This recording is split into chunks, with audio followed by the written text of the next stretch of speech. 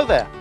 In this video we're going to take a look at how to secure our garden gate by means of a hasp and staple, or for viewers from Yorkshire, a hasp and staple. Now, it's notoriously difficult to secure outbuildings or garden gates, but the best you can do is to put as much protection on as possible. Then hopefully any potential thief will come along, take one look and move on somewhere else where access might be a little bit easier. So we've got a couple of options here. We've got the big heavy-duty Eliza Tinsley hasp and staple there. That's galvanised. You can fit a coach bolt through there, so it's quite secure. And also has a very thick staple there. That would be quite difficult to cut. But what we're going to fit is the safety hasp and staple. Now that's so called because none of the screws are exposed. Once it's closed like that, you can't see any of the screw heads, so it can't easily be unscrewed by any potential thief. So let's fit one of these to our gate, shall we? Right, well, we've decided where we're going to put our hasp and staple on our gate, and you've got two options here. You can mount it that way round, so you've got the hasp on the gate and the staple on the post, or that way round, so you've got the hasp on the post and the staple on the gate. I'd recommend doing it this way round, for the very good reason that when you've got the gate open, all you've got on the gate there is the staple. You've not got the hasp flapping around as the gate's being opened and closed. Probably a better way to do it. We are quite lucky in this circumstance in that the gate and the post are flush. You might get it whereby the post is sitting out a bit far. So as you can see from the image on your screen, you can actually adapt these. You could bend that round to a 90-degree angle so that it actually goes and engages with the staple in that way. But here we are, we've got the easier installation, so let's get on with it. So we're going with that sort of mounting. Let's put the staple to one side for now, and we'll make some marks for fitting our staple. I think we'd probably put it round about sort of there-ish. So let's mark out some holes. Mark a hole there.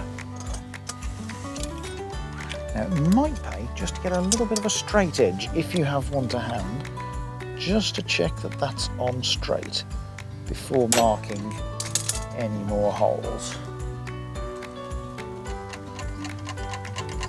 There we go. Once you've got two marked, you're well away.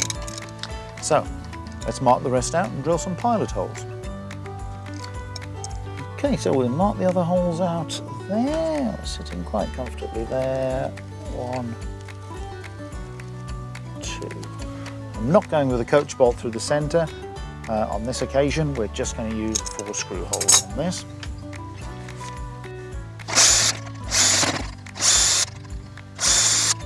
Okay, so with our pilot holes drilled, we're ready to screw the hasp onto the post. Now, what I'm using here are Eliza Tinsley twin thread posi drive wood screws, which are very strong, very sturdy, and cut into the wood like butter. There we go, that's lovely. Okay, now, as you can see, there's a little bit of drop there on the hasp. That's to be expected from a pivot like that, so we just make sure that that is in line, something like that, and then we're ready to install our staple. Now, a little tip on this: never install the staple too far to the outer edge of the slot on the hasp.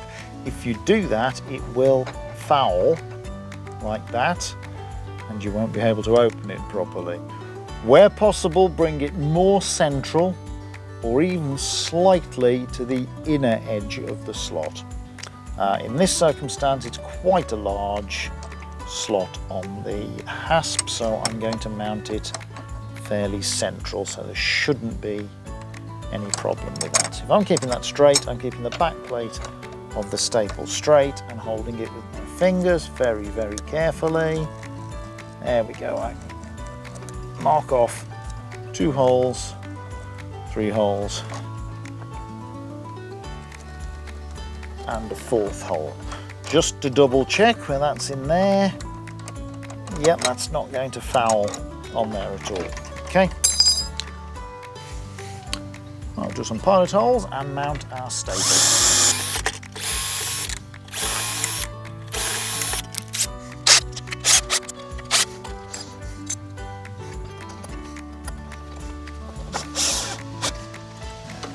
again, thanks to Eliza Tinsley, these wood screws are fantastic. Right, so there we have it installed. That's nice and sturdy on there. The only thing we need to do is to add a padlock to that there. You can use a normal open shackle padlock like that, or a closed shackle padlock does give it that little bit extra security. It means you can't get a pry bar in there of any kind. So there we go, that's the job done. So there we are, fixed, nice and sturdy. The only thing we need to do now is to test it with this, which is what my dad called the big persuader. So let's just imagine I'm a thief trying to break into your outhouse. Plenty of pressure on there, there's no movement at all. Pulling that there and there's no movement at all, and that is just fixed in with normal wood screws. Obviously it'd be much more sturdy if there were coach bolts through there as well. So that's going nowhere, and any thief or ne'er-do-well is going to give that a try and move on somewhere else. So I hope that's been of use to you. If you need any more information on our products, visit our website at elizatinsley.co.uk. You can drop us a line on there too, and thank you for watching.